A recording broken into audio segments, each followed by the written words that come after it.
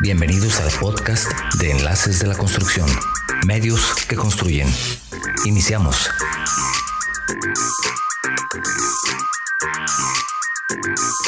El día de hoy con nuestro invitado, que es el arquitecto Carlos Enrique Martínez Gutiérrez. Seguramente el programa también será muy exitoso como el anterior, porque es una persona que, además de agradecer que esté con nosotros este día para este programa, es una persona que en cuanto lo presente van a ver ustedes su trayectoria, que sé que el arquitecto es una persona que le gusta ayudar a los demás.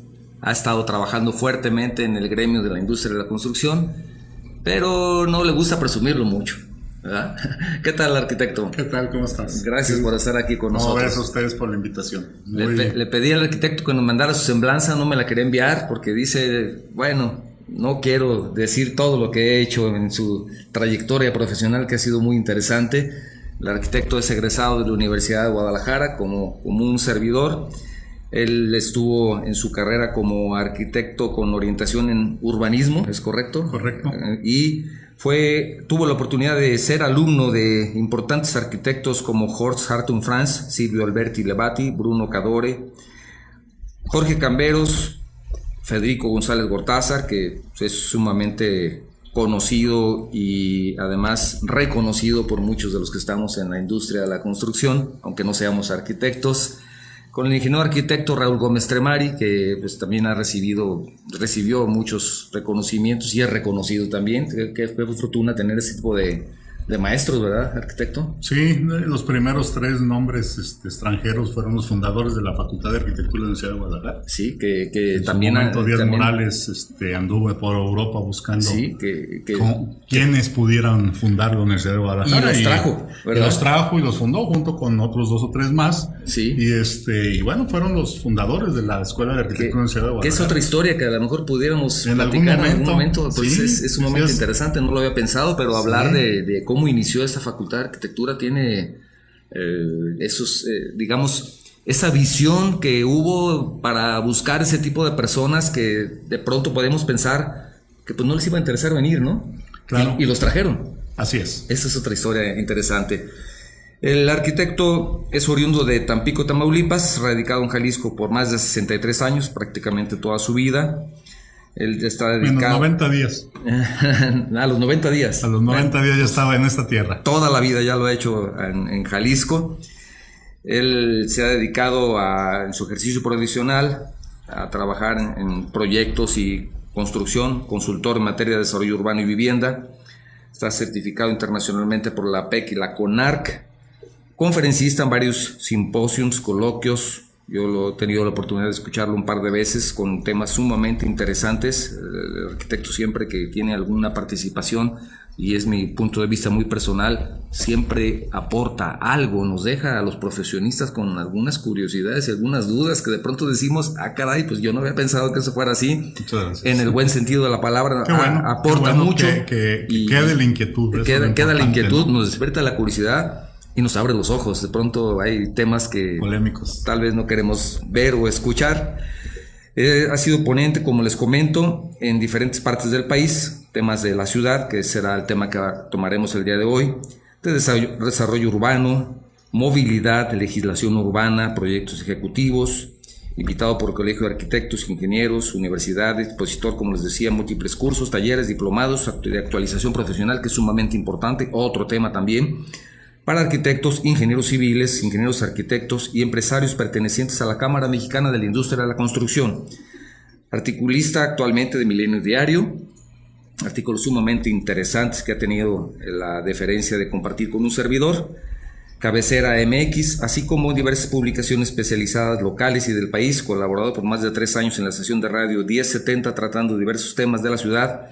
Participante frecuente de los programas radiofónicos El Timbre, transmitido por la DK 1250, y conducido por José Ángel Gutiérrez, el programa Para Pensar, transmitido por el canal 58, conducido por el también reconocido comunicador Marcos Arana Cervantes, presidente del Colegio de Arquitectos del Estado de Jalisco en el periodo 2010-2013, Es coordinador general del Consejo Estatal de Desarrollo Urbano, ex consejero por Zapopan ante el primer Consejo Ciudadano Metropolitano, primer presidente del Consejo Ciudadano de Control del municipio de Zapopan y actualmente consejero del mismo consejo, coordinando la Comisión Técnica Permanente, socio fundador de las asociaciones civiles URBEM, Sociedad de Urbanismo, y Arquitectos por la Ciudad. Muy importante este tema. Y actualmente al frente de esta asociación civil. Como les decía, invitado de lujo y un honor tener aquí al arquitecto para hablar de un tema muy interesante, espero que resulte para ustedes también, de la ciudad, ¿verdad, arquitecto?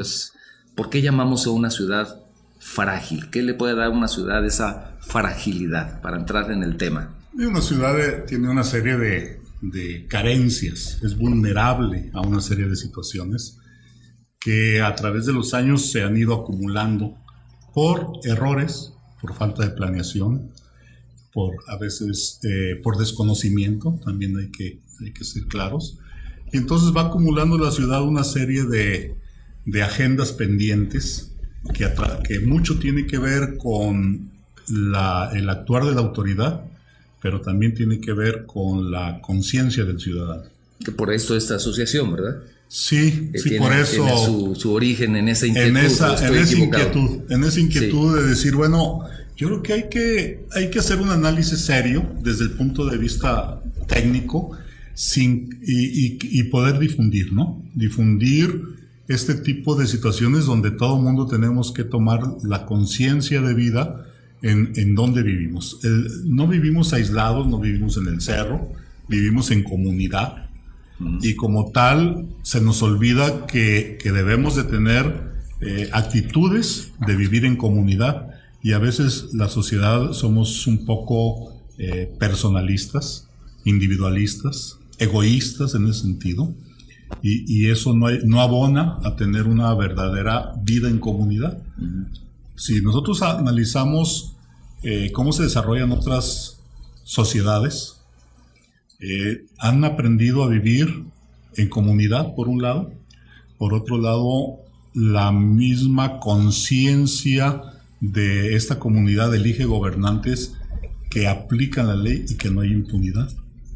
Precisamente porque saben que sobre todo lo que importa es tener una calidad de vida mejor, vivir en comunidad, y obviamente anteponiendo valores básicos de la sociedad, como es la seguridad, entre otros aspectos. Y a veces cuando hablamos de seguridad pensamos que es cadáveres por aquí, cadáveres por allá. No es nada más el tema de la violencia, no, ni un asunto de policías y ladrones. La seguridad es la seguridad con la que debemos de tener en nuestros bienes, la seguridad que debemos de tener en el espacio que habitamos, la seguridad que debemos tener en nuestras posesiones desde el punto de vista jurídico, desde el punto de vista de espacio de calidad. Entonces, la seguridad es mucho más que un asunto de que se metió un ladrón a tu casa, ¿no? Es mucho más. Y entonces las leyes y la principal función del Estado en su conjunto es brindar seguridad a su población. Y cuando no la brinda, pues hay que señalarla en ese sentido. Entonces, todos estos aspectos que a veces se han ido a través de los años haciendo por un lado, y por otro lado, las sociedades más avanzadas han aprendido que anteponen la calidad de vida, anteponen la seguridad, anteponen los derechos de los ciudadanos sobre cualquier otra cosa.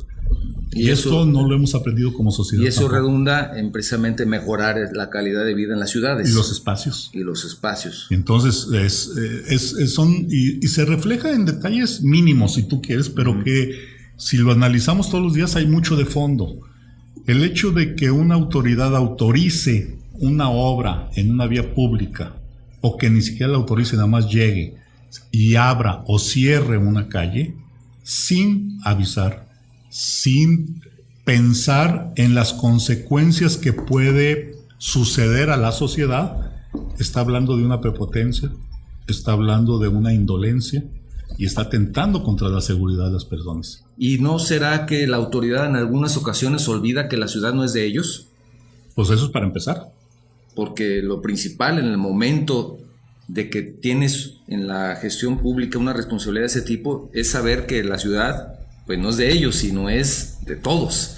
Y tomar una acción como esa, que es muy frecuente, por lo menos en las ciudades como esta, pues implica el desconocimiento del saber desde dónde estamos partiendo. La ciudad no es de ellos. Así es. Y se dan manifestaciones que son, que pareciera una lucha ahí entre grupos, pero que tiene mucho más de fondo. Ejemplo. Hoy se pregona mucho el tema de la movilidad no motorizada, como si fueran la movilidad puras bicicletas. La solución de todos nuestros males, ¿verdad? ¿Verdad? Así como la panacea, y con eso yo creo que mi abuelita se va a bajar del carro y se va a andar en bicicleta. Va a andar en la silla de ruedas en el tramo de las bicicletas. Sí. Entonces, y además, los activistas de estos temas son, pero radicales. Sí. Bueno. Le metieron mano a la ley. Este grupo, los gobernantes, accedieron, o se coludieron, o no analizaron, o por desconocimiento. O por quedar bien en ese momento y quitarse una queja. Sí, o porque daba votos a lo mejor. Sacudirse. ¿No? Bueno, no sé, eso es raro, no sé si pasa aquí. Entonces, yo estoy hablando de otro país. Con razón. No, me pareció extraño el comentario. Entonces, y meten mano a una ley de movilidad, y si uno analiza realmente, y además lo publicitan los gobiernos, donde dice que arriba de la pirámide está el peatón, y luego las bicicletas, y luego el transporte público, y luego ya vendrán X, ¿no?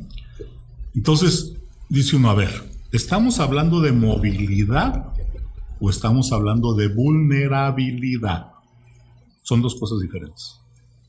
Porque si hablamos de una movilidad integral, para empezar, los que tienen el derecho de paso sobre todas las cosas son los vehículos de emergencia, Esos no vienen.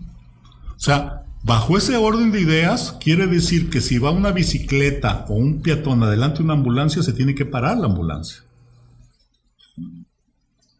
O si la ambulancia quiere utilizar el carril exclusivo para el ciclista, no lo puede usar porque está confinado. Así es. Y no lo permite, no puede pasar un vehículo por ahí aunque quisiera. Son situaciones reales. Y no es que esté en contra de las ciclovías o de la gente que anda en bicicleta. No. Por supuesto que no. O sea, estos son detalles eminentemente técnicos de sentido común y de paz social y de seguridad de la ciudad. ¿Sí? Entonces, no puede pasar, la ciudad está colapsada por 20,000 errores y 20,000 obras y 20,000 situaciones, y entonces si uno habla con los operadores de las ambulancias, con los directivos de los organismos de seguridad en ese sentido, de emergencias, platiquen con ellos, el día que quieran, como cualquier ciudadano, y se van a dar cuenta de lo que opinan. Claro. Y entonces el tiempo de reacción que deben de tener.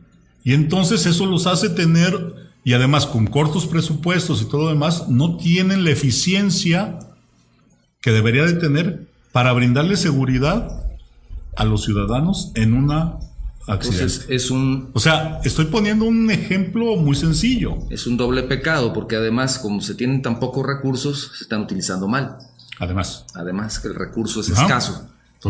Entonces, los primeros que deben de tener acceso son los vehículos de emergencia. Cualquiera que sea. Llámese bomberos, ambulancias o patrullas de cualquier tipo. Los bomberos se caen en el absurdo donde, por ejemplo, en el centro de Zapopan, los carros de bomberos no pueden dar vuelta. Entonces ahí... Porque se les ocurrió zona 30 hacer las calles muy pequeñitas para que no haya carros y que anden todo el mundo a pie en bicicleta. Y la pregunta obligada es, ¿y los tanques de gas cómo se abastecen? ¿Y el camión de bomberos para girar, cómo le hacen? Los servicios ya no se pueden dar también. Estoy hablando de cuestiones básicas, indispensables, cómo funciona una ciudad, que a veces estos grupos o estos funcionarios no toman en cuenta esta visión integral de la problemática de una ciudad e imponen una política pública que va en contra y atenta contra la seguridad y vulnera a la misma ciudad. Entonces, ahí de estos ejemplos nos encontramos todos los días. Sí. Entonces, volviendo a esa famosa pirámide, que hablo de las ciclovías, bueno, pues ya definimos que lo primerito es los vehículos de emergencia, cualquiera que sea su tipo. Segundo, el peatón efectivamente. Tercero, no estamos hablando de las bicicletas. Necesitamos hablar del beneficio colectivo sobre el individual. Y si hablamos en esos términos, el tercer punto sería un transporte colectivo eficiente y eficaz. Y después vendría el transporte individual, llámense 4 ruedas, o 2 ruedas, o 1 rueda, o las ruedas que me quieran poner. Porque el otro tema, ¿dónde quedan las motocicletas? ¿En qué categoría? Y está suelto el tema. Y hoy es una plaga las motocicletas. Sí, definitivamente. Y con una de accidentes todos los días por las faltas de una política pública integral y por haberle apostado a que vamos a andar en bicicleta en 2 ruedas. Sí. Y se les olvidó que la movilidad es todo un tema mucho más amplio que eso. Pero sirve mucho para llegar en bicicleta a la Cámara de Diputados y tomarse la foto. El día de la movilidad no motorizada, ¿no? Yo creo, ¿no? Porque los demás días como que no van a usar la bicicleta. Sí, y además hay estudios serios. Es una cuestión política que al final de cuentas, no sé si coincides conmigo, arquitecto, el funcionario público tal vez por la razón que sea, y no se trata de dar una opinión en pro o en contra. Lo que quiero decir es que a veces olvidan no solamente eso, sino que olvidan que tarde o temprano esa decisión también les va a afectar a ellos. Porque les va a afectar a su familia, va a afectar su ciudad, va a afectar el lugar en donde viven, va a afectar su seguridad y va a afectar todo lo que puede estar alrededor de ellos, tal vez no mañana, pero sí en 1 año, en 2 o en 5. Y entonces a lo mejor tienen una propiedad que tenía un valor y ahora ya nadie quiere comprarla porque tiene una ruta ciclista en el exterior y todos los negocios, y era un ejemplo, la avenida Alcalde, que todo está cerrado por una gran obra, y a lo mejor ellos pueden ser propietarios de una propiedad en ese lugar que perdió su valor y van a perder también dinero. Sí, ahí hablamos de que se utilizan políticas mediáticas. Exactamente. En muchos aspectos, y que no se hace con la debida profundidad de análisis de todos los factores. Al hacer una obra pública, no nada más es hacer un plano muy bonito, y ojalá se hiciera. Porque ese es todo un tema. Ni eso tampoco. No, bueno, mira, les puedo comentar, no hay proyectos ejecutivos. Nosotros estamos revisando, y por transparencia nos hicieron llegar un dato que es escalofriante. El año pasado, nada más de precios unitarios extraordinarios, se autorizaron más de 7,000 o casi 8,000 precios unitarios extraordinarios por parte de la CIOP. ¿Qué te quiere decir ese dato? Y si nos vamos en los últimos años, todos los años andan entre 7, 8, 15, 12 mil precios. Extraordinarios. ¿Qué quiere decir? Que las obras se están haciendo sin previos ejecutivos y obviamente generan catálogos de conceptos extraordinarios de ese tamaño. Porque es irreal lo que tienen en un principio. Claro. Entonces estamos hablando de que hacen las cosas al Viva México. Con un costo... Pues bueno, la nota que está de dar escalofrío del día de ayer en uno de los periódicos de mayor circulación, donde el centro que se está haciendo en Zapopan tiene un sobrecosto de 30%, dicho por el alcalde. Ahí está la nota, lo pueden consultar, pero es una obra que vale 600 millones de pesos, el 30% estamos hablando de 150 millones de pesos. ¿Cómo es posible que lleguemos a esos números? Es escalofriante, es dinero, es recurso público. Sí. Pues yo no sé si Zapopan sea muy rico para aventarse ese boleto de 150 millones de pesos, pero estamos hablando de que con 150 millones de pesos o 160 millones de pesos pueden pavimentar. ¿Cuántas calles? No. ¿De a millón? Pues 150. 150 calles. No, y no solamente eso. El problema del dinero público es que es dinero público, no es de ellos tampoco. Creo que si les costara, por lo menos, yo tuve un caso importante en donde un cliente mío, con todas las autorizaciones suficientes para hacer un edificio, cuando va a tramitar su permiso de construcción, no se lo quieren dar porque no cumple con la norma.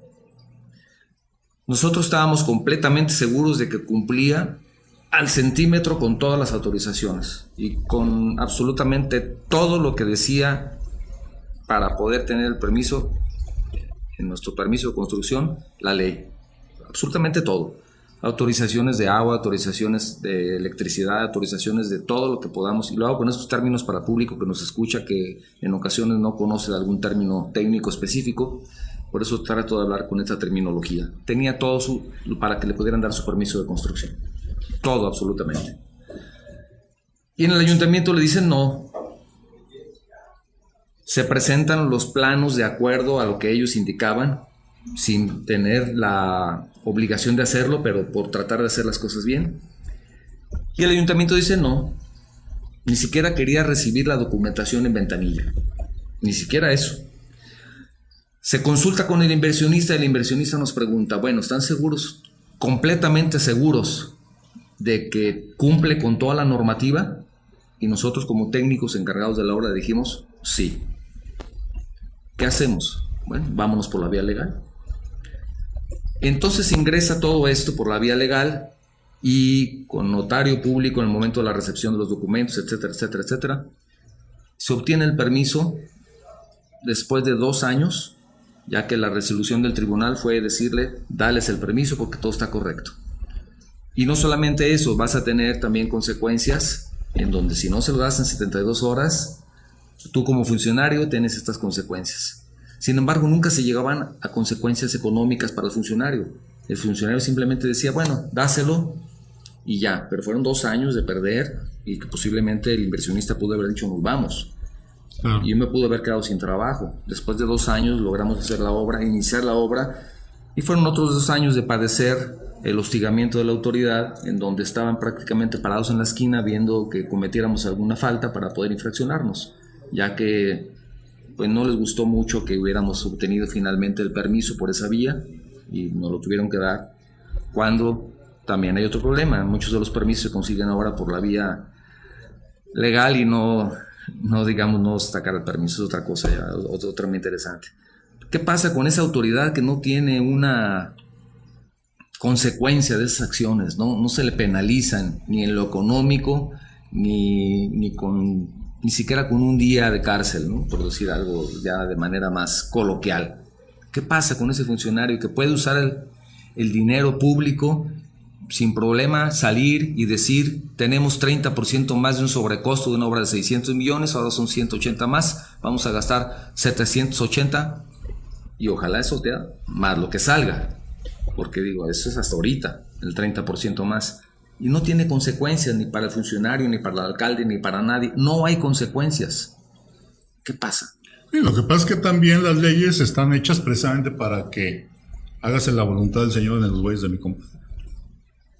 O sea, si uno lo hace como particular, que yo salga, que ahorita que les comentaba que estamos construyendo por allá en la periferia de la ciudad, sí. Y yo le salgo al dueño y le digo, pues fíjate que en lugar de que te gastes $1 te vas a gastar $2. No me la acabo. Sí.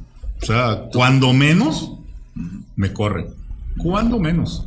Y después me va a aplicar los cargos. O te dice, tu contrato era por $1 y el otro peso tú lo pones. Así es. Entonces nadie dice, ¿ahora me cumples? Sí. ¿O me cumples? Sí. Y si no, hago valer mi derecho. Por supuesto. ¿Verdad? Y al ratito, pues si no le meto y empiezo a vender mi carro y lo que sea para poder cumplir, pues ya me irán a visitar allá a Puente Grande, yo creo. Sí, ¿no? Sí, con un uniforme especial. Sí. Entonces, eso es lo que le sucede a uno con un particular. Claro. Pero ¿por qué no al funcionario? Porque así están las leyes para el particular. Por eso digo que hágase la voluntad del Señor, los bueyes de mi compadre. Entonces encontramos que es una serie de errores por parte de las administraciones donde la misma ley va dejando y se van protegiendo los diputados, y cuando hay una ley que les empieza a apretar, pues ven la forma en brincarlo. Hoy tenemos ejemplos palpables. Si nosotros nos ponemos a analizar la ley de desarrollo urbano en este estado, que se llama Código Urbano, vemos los huecos tan grandes que se dejan para la impunidad y para hacer prácticamente lo que sea por parte de algunos grupos de poder. Pero si vemos la ley de obra pública, no, la nueva, aún que la promovió la Cámara, aún con todo lo que me quieran poner, también está por el estilo, ¿eh?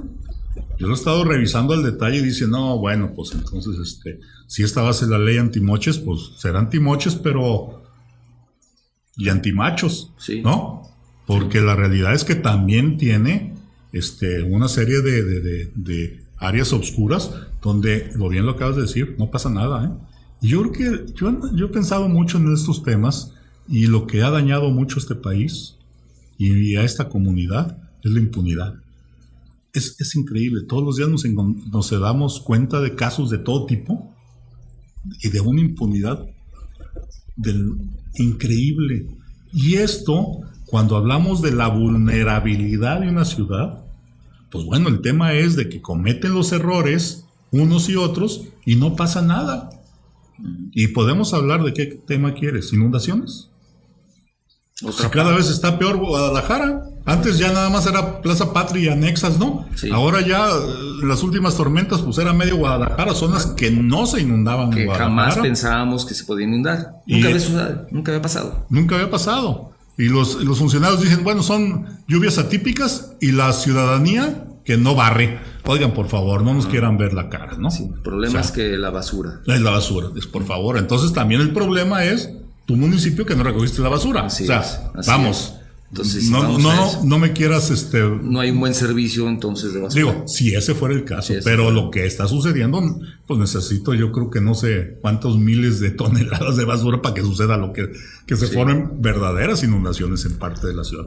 Y luego lo minimizan diciendo que son encharcamientos. Pues no quiero saber lo que es una inundación cuando los medios manejen ese sentido. Bueno, el término, pues ahora vamos a tener que también hacer no solamente vías para ciclistas, sino también vías para lanchas. Yo creo. Exclusivas, ¿no? Para que cuando suceda tener canales listos para poder usarlos como tal vez un atractivo turístico como en Venecia. Yo creo. Y entonces, si hablamos de ese sentido, de las inundaciones, bueno, pues hay todo un análisis del por qué se está sucediendo. Pues, ¿por qué? Pues simplemente han dado permisos donde no deberían, se han tapado cauces, se ha deforestado la ciudad, han confinado los arroyos. El problema del arroyo Atemajac, y no es el Canal Patria, es porque lo han ido confinando y además no le han dado el mantenimiento, y además han urbanizado aguas arriba, y además, ¿sí? Y no hablo nada más de esta administración, hablo de administraciones continuas, ¿no? Muchos años. De muchos años. Que ahora nunca se había inundado Patria, la Plaza Patria. Así es. Porque nunca se había hecho un sótano. Así es. Por eso se inundó. Un sótano más. Bueno, más abajo. 2 sótanos. 2 sótanos más. Bueno. Digo, es sótano y medio, pues. Sí. Contra todo recomendación. Y si no, bueno, vayan y pregúntenle a los locatarios de ahí de planta baja. Para que les digan. A ver cómo cada vez que llueve, se persinan. Entonces, bueno, ahí está. El que está contento es el que tiene el acuario, porque en ese momento suelta las carpas y tiene un... Entonces, si hablamos de ese tema, y eso porque ha estado en medios el tema, y bueno, vale la pena decirlo de la vulnerabilidad, pero si buscamos en otras zonas de la ciudad, también tiene una razón que va por ahí. El otro tema son lo que es las cuestiones sísmicas. Y que no es para alarmar a las personas que nos escuchan. Y que muchos dicen, entre paréntesis rápidamente, en Guadalajara no tiembla. ¿Verdad? Para mayor información y no me voy a meter a una clase de geología y cosas por el estilo, pero acordémonos, algunos que fuimos a la escuela, que nos dijeron que enfrente, que las placas tectónicas, que están abajo de todo lo que conocemos sobre la superficie del agua, estas placas están compuestas y hay fracturas en estas placas. Enfrente de las costas de Jalisco hay una fractura. Y entonces cada vez que y hay otras fracturas por ahí frente a las costas de Guerrero, Oaxaca. No me voy a meter en los tecnicismos para ejemplificar, pero sucede como si tuviéramos 2 hojas de papel y una sobre la otra se mueve y Cuando se monta una sobre otra es cuando viene, que son milímetros o centímetros, no estamos hablando de metros. Esto ocasiona un movimiento en la Tierra y ocasiona el sismo, y por eso repercute en las zonas tipo la Ciudad de México, las costas de Guerrero y toda esta zona, ¿no? De Oaxaca. Bueno, creemos que nada más está allá. Pero también enfrente de las costas de Jalisco y Colima existe una fractura en ese sentido, que no se ha movido porque Dios es muy grande en muchos años, pero con cualquier movimiento repercute, la onda repercute directamente en esta ciudad. Y los sistemas constructivos de esta ciudad, además vivimos en una zona sísmica. Por eso, y no es una zona sísmica de las bajitas, con un, digamos, entre mediano y alto índice. El día que tiemble en esta ciudad, yo siempre he dicho que se va a caer media ciudad. Que Dios nos ¿Por qué? Porque confesados. está mal construida. ¿Por qué está mal construida? Y volvemos a los vicios que se han generado a través de los años, donde no hay responsables de las construcciones y se les hace muy fácil que el maestro albañil la haga. ¿Cómo? Como quiera. Y se les olvida que hay una carrera o dos carreras, una que son los ingenieros civiles, otra los arquitectos, que estudiaron precisamente para eso. Y entonces todo mundo construye. Es como si todo mundo quisiera operar. O sea, el tema de automedicarse no es un tema menor, pero como que ya hemos agarrado un poquito de conciencia, y qué bueno que prohibieron el uso de antibióticos, porque casi se bañaba uno con ellos, para cualquier gripita, ¿no? Entonces, bueno, no, pues te sientes mal del estómago, tómate esto. Y entonces nosotros nos automedicamos, pero hasta ahí. Cada vez le hemos ido bajando. Pues es el mismo tema. Y entonces con temas de la salud, sí no nos arriesgamos a andar. Pues mira, fíjate que me traigo una apendicitis. Pues voy a ir con el enfermero a que me eche cuchillo, ¿no? Y ya acabé y me ahorro una lana, porque los doctores, y me ahorro el hospital. Claro. ¿No? Claro. Bueno, pues en esto de la construcción también, por eso hay carreras y para eso se estudia. Entonces, se ha hecho un vicio, y entonces la autoridad permisiva dice, sí, que construye todo mundo por autoconstrucción y sin responsabilidad. Y si uno analiza cómo están las construcciones, está también para dar miedo. Y además que afecta justamente a las personas que más lo necesitan. Así es. El conflicto social que se viene es tremendo, porque si en este momento hay un temblor y se caen 300 viviendas, por dar un ejemplo, a lo mejor las 300 que se caen son justamente 289 del lugar con más necesidades y carencias, porque se hizo así. Sí, pues el ejemplo lo tuvimos hace un año, sí, con los sismos que hubo, casualmente el mismo día, Sí, la conmemoración, increíble. Volvió a haber otro sismo. Conmemoraron. Y lo que se les ocurrió, o sea, y dicho por gente conocida, tengo buenos amigos en esas zonas, me dijo lo que tú acabas de decir. La mitad de los damnificados es de gente de más escasos recursos. Sí, desgraciadamente. Pero lo que se le ocurrió al gobierno federal, los iluminados del gobierno federal, es darles dinero para que ellos vuelvan a hacer lo mismo, ¿no? Para la autoconstrucción. Dices, oye, a ver, Que espérame. no saben ni hacer un armado correcto porque pues no les interesa, interesa tener. Y así repartieron, asumo, un montón de millones de pesos a través de una tarjetita que ya está saliendo el peine que hubo ahí, ¿no? que Para también, acabarla, otros manejos. Y escuelas también con otros manejos y todo, que es increíble. Es absurdo, la Corrupción, irresponsabilidad, ¿no? Impunidad y corrupción.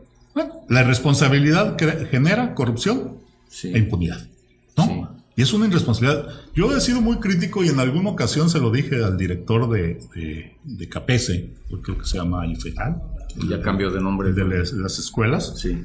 Le decía yo, éramos amigos antes de que fuera a ser funcionario público, ya después ya ya se olvidó de que éramos amigos y más cuando le dije, oye, pues qué buena oportunidad tienes para rehacer esto.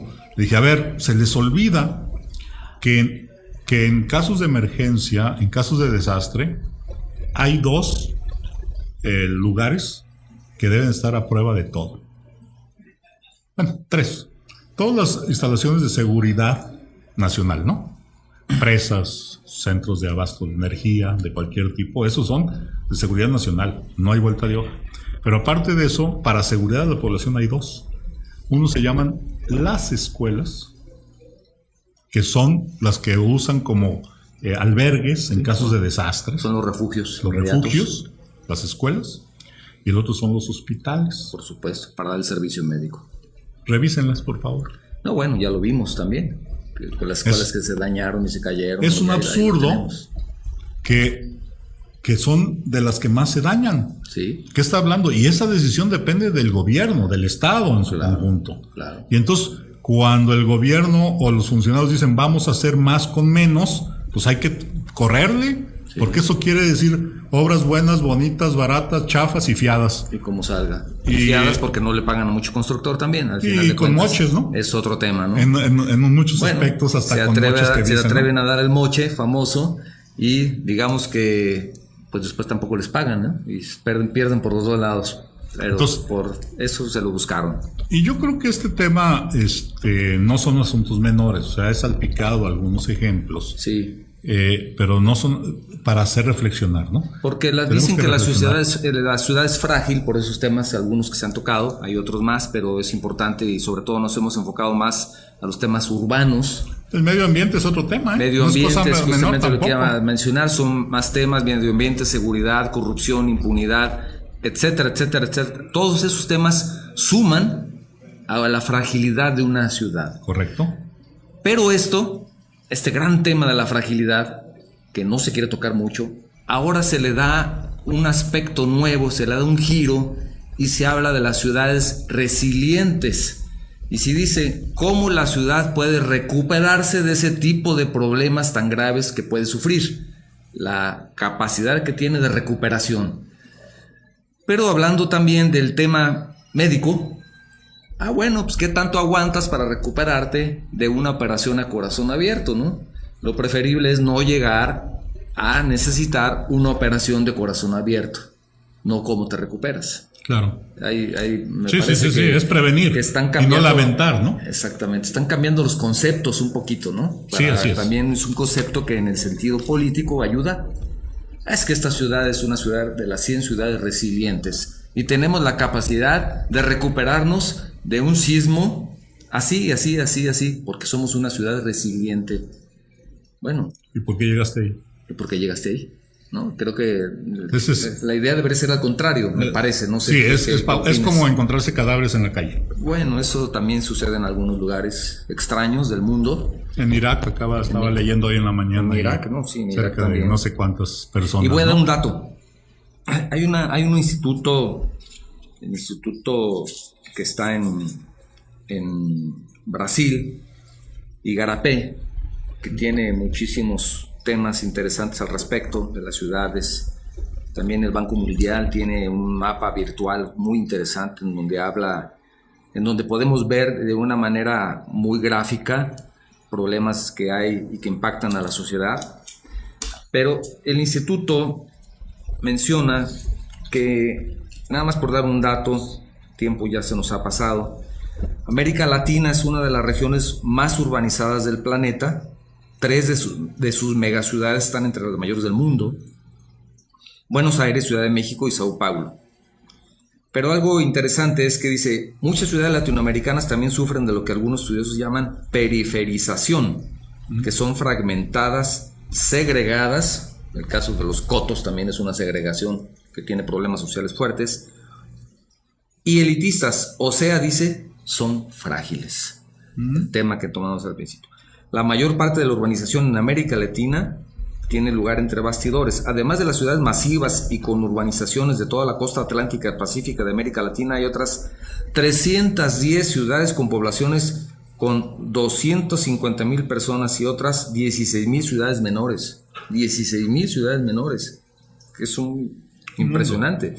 Actualmente el 82% de la población reside en ciudades. 82%.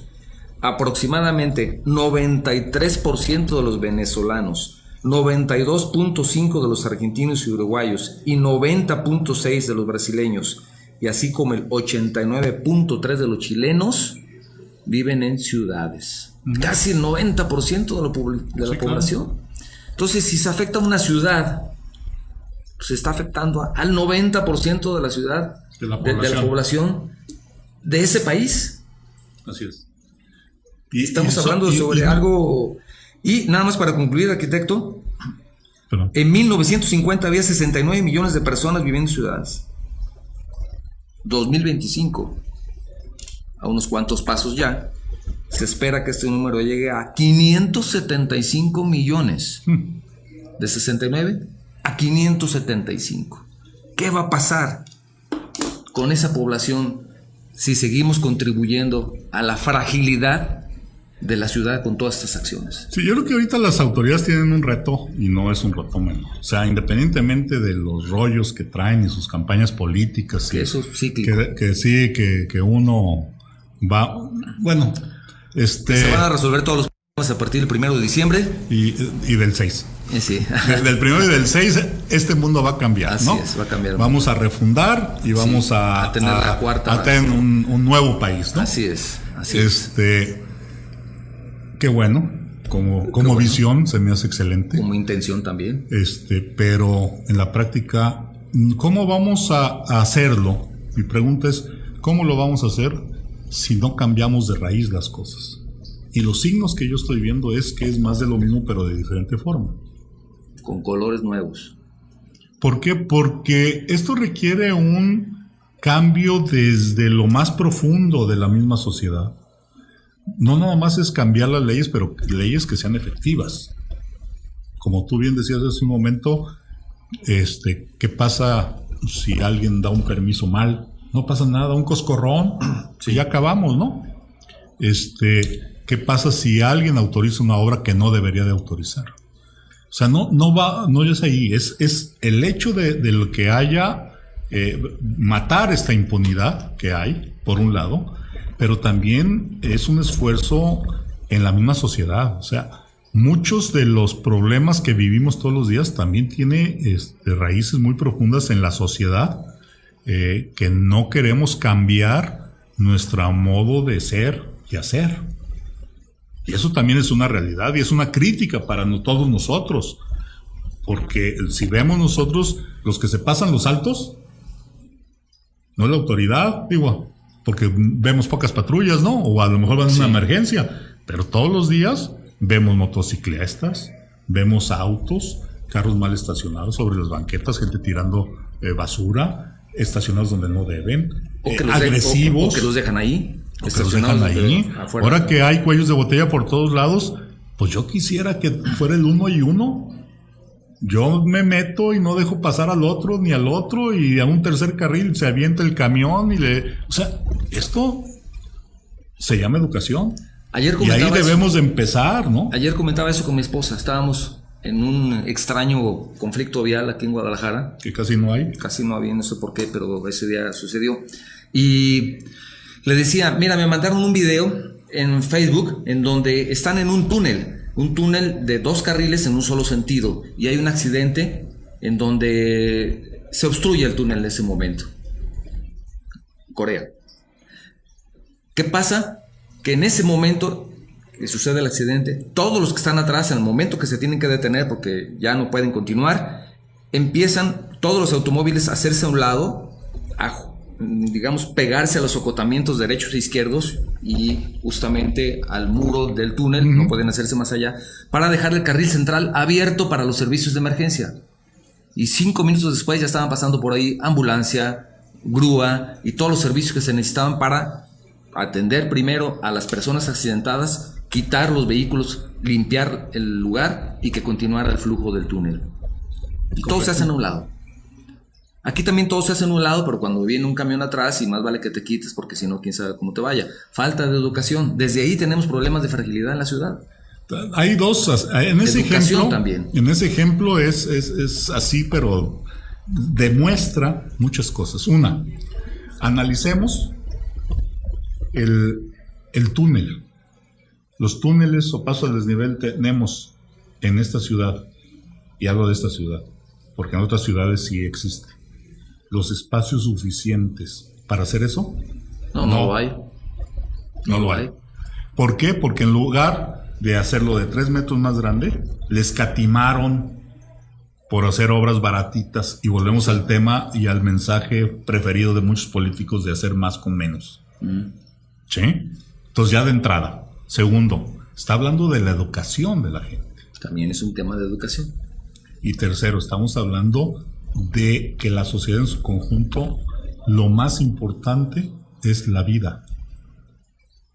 Eso. Y aquí, como el mexicano andamos debatiendo entre la vida y la muerte todos los días, jugamos con el tema, pues difícilmente anteponemos la vida de las personas a los temas. O sea, y no es un asunto menor, ahí yo creo que los sociólogos ahí podrían escribir una Biblia al respecto, tratados, ¿no? Varios tratados, sí. Entonces, y esto como sociedad, cuando los políticos hablan de rehacer la sociedad, pues tienen que empezar a pensar desde lo más profundo. Hubo un tiempo que el ponga la basura en su lugar funcionó y se olvidó. Sí. Y la ciudad de Guadalajara es una ciudad muy limpia. Hoy revísenla. Era una de sus características. Aquí podemos ver la calle de afuera, donde está este lugar, son ciudades abandonadas. Y el área metropolitana, no nada más hablo de la ciudad de Guadalajara. No estamos hablando de un lugar alejado, que estamos prácticamente en el centro de la ciudad. Y saliendo, podemos ver los ver camellones, la hierba de los tamaños que Chihuahua, parques y jardines, no sé qué hagan, ¿no? Es una verdadera tristeza, arquitecto. Estamos casi concluyendo el programa. Muchas gracias. El tiempo ha sido corto. Realmente es un tema que da para mucho más y que definitivamente no nos alcanza el tiempo. Esperemos que no sea la última vez que tengas la oportunidad y la gentileza de visitarnos. Te voy a hacer algunos comentarios. Tenemos varios. Gracias a todas las personas que nos escuchan y que están en este momento hablando al programa. Gerardo Oviedo, gracias Gerardo de nuevo por estar aquí escuchándonos. También él habla de Querétaro. Valentina González, saludos al arquitecto Carlos Enrique, estamos viendo su programa en Zapopan. Siempre teniendo unos programas con temas de la construcción, lo agradezco. Humberto Pousel, saludos programa, amigos de la Colonia Moderna. Roberto Silva, se escucha desde Nuevo Vallarta, pasante de arquitectura, dice que este programa es una facilidad para nuestra labor y que va a correr la voz. Muchas gracias, Roberto. Gonzalo Cortés, saludos a todos en el estudio, estamos escuchando muy buen programa, gracias Gonzalo. Salvador López, también Enlaces de la Construcción, gusto estar escuchando. Víctor Rivas, saludos, lo estamos viendo en su programa Ciudad de México. Tema muy interesante, las ciudades frágiles, ya que nuestra ciudad es muy frágil. Bueno, Víctor, creo que no nada más tu ciudad. Estamos el 80% de la República está en zona con riesgo de sismos. Nada más. Y es un tema que da para muchas horas. Si nos vamos a temas específicos de lo que es la fragilidad de la ciudad, creo que podemos tocarlo en varias horas. Sin embargo, el tiempo es limitado.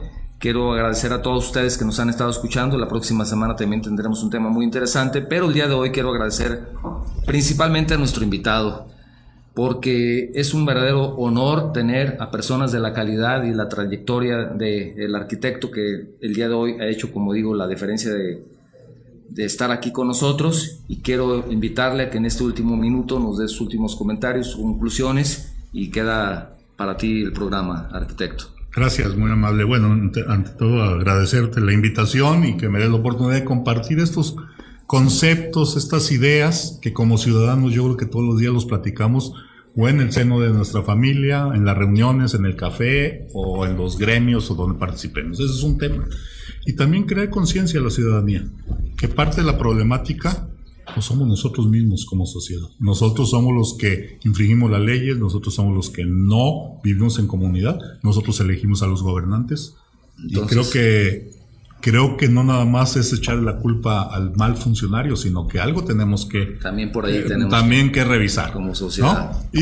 Y sí, yo un llamado cada vez que tengo la oportunidad de estar en algún medio es vamos participando, porque el gran tema que se tiene que vencer, y más en esta área metropolitana de Guadalajara, se llama apatía.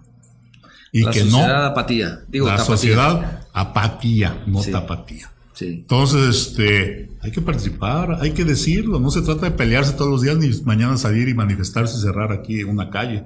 No, simplemente hay muchas formas de participar. Y curiosamente, todo el mundo nos quejamos, todo el mundo decimos, pero no participamos y menos aportamos. Y yo creo que también es un tema de la sociedad, no nada más de la autoridad. Pues muchas gracias de nuevo por estar aquí. Y sobre todo este espacio queda abierto para lo que consideres prudente, lo que necesites. Este programa es para ti cuando lo requieras. Un honor y de nuevo gracias por estar con nosotros. Muchas gracias a ustedes y saludos a todos. Gracias, nos vemos la próxima semana. Estamos en contacto en Enlaces de la Construcción. Muchas gracias. Gracias. Gracias por escucharnos una vez más. No te pierdas nuestro siguiente podcast. Síguenos en nuestras redes sociales y nuestro sitio web, Enlaces de la Construcción.